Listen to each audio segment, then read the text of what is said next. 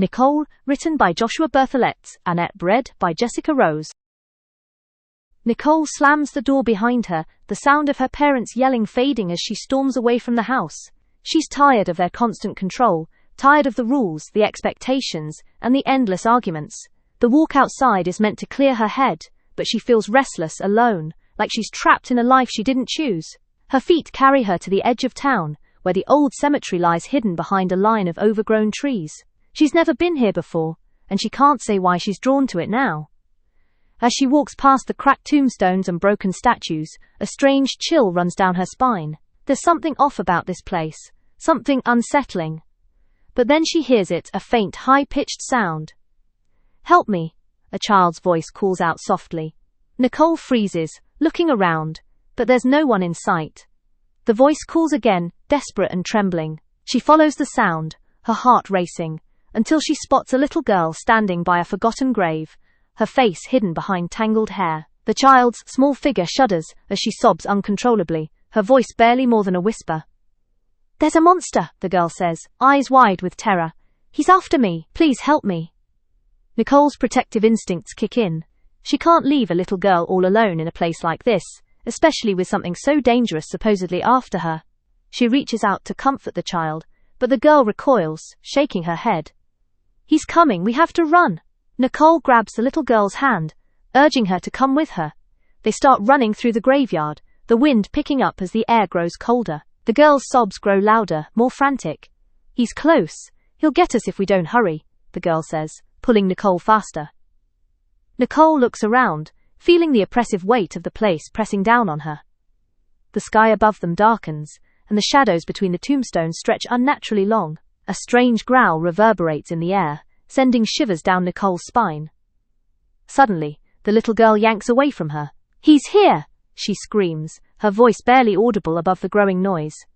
Nicole turns in panic, trying to find the monster the girl is so terrified of, but all she sees is darkness, thick and swirling, with only the sound of the girl's cries echoing in her ears. The ground trembles beneath her feet, and Nicole's heart begins to pound.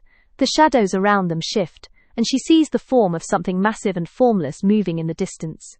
It's coming for them, its presence feels suffocating, like it's everywhere at once. The girl is gone. Nicole stumbles, her eyes frantic as she looks around. She's alone. The sounds of the girl's cries have faded, replaced by a heavy silence. Her mind races, trying to make sense of what's happening. Her body trembles with fear. Where did the girl go? What is chasing them? Washafade. The wind howls, and Nicole spins around, only to find herself face to face with something dark, a shadow moving between the graves. It flickers, an ominous shape shifting in and out of sight, but Nicole can't make out any detail. Her instincts scream at her to run, but she feels rooted to the spot, her legs frozen in place. The shadow draws closer, and she can hear the low rumble of its growl reverberating in her chest. The monster is real, but it's not the girl's shadow. It's something else, something worse. Its form is ever-changing, an impossible mass of darkness, a swirling storm of tendrils and claw-like shadows that stretch out toward her, pulling at the edges of the graveyard. Its eyes, glowing bright red, pierce through the blackness, locking onto her. Oof! Nicole's breath catches in her throat, but she doesn't dare move. Every instinct tells her to run, to flee from this thing before it's too late, but she can't tear her gaze away. The shadow pulls closer, its massive form now so large it seems to fill the entire graveyard. It looms over her, its shape flickering like a flame, growing and shrinking with each passing moment. Shri! She stumbles backward, her mind racing, searching for any way to escape. But it's too late. The shadows close in around her. The shadow moves faster than Nicole can react. It wraps around her, pulling her into its darkness. And in that moment, Nicole feels herself being swallowed whole by the shadow. Her skin tingles, as though the very essence of the creature is sinking into her, and a voice low and familiar echoes in her mind. "You can't escape." The words hit her like a wave of cold water. Her body trembles, and her heart races, as she begins to understand something she hadn't before. The shadow isn't just some external monster, it is a part of her. The growls, the whispers, the pull of darkness, it's all inside her. It's her own darkness, her fears, her resentments. The monster isn't something separate, it is her. But the shadow shifts again, this time in a different way. It flickers and warps, until Nicole sees something she didn't expect. The little girl.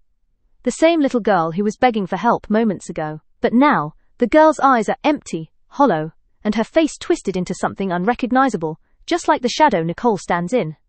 Nicole's breath catches in her throat. It's her. The girl was her all along, a representation of the innocence she had left behind.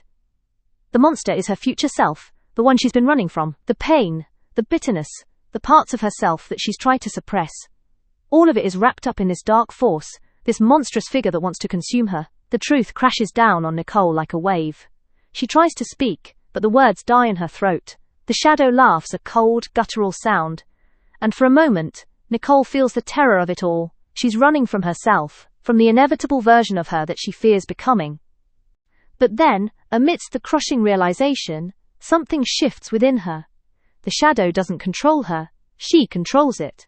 She may be both the girl and the monster, but she has the power to choose who she becomes. With a surge of defiance, she steps toward the shadow, no longer running. I am not you, she whispers, her voice trembling but strong. I won't be you. The shadow pauses, flickering as if uncertain, before dissolving into the air around her. The night is still, the graveyard silent once more. Nicole stands alone, breathing heavily. The weight of the truth still hangs heavy in the air, but she feels a strange peace in the understanding. The monster may have been after her, but it was never really about the creature. It was about facing the parts of herself she feared the most. And now, she's free.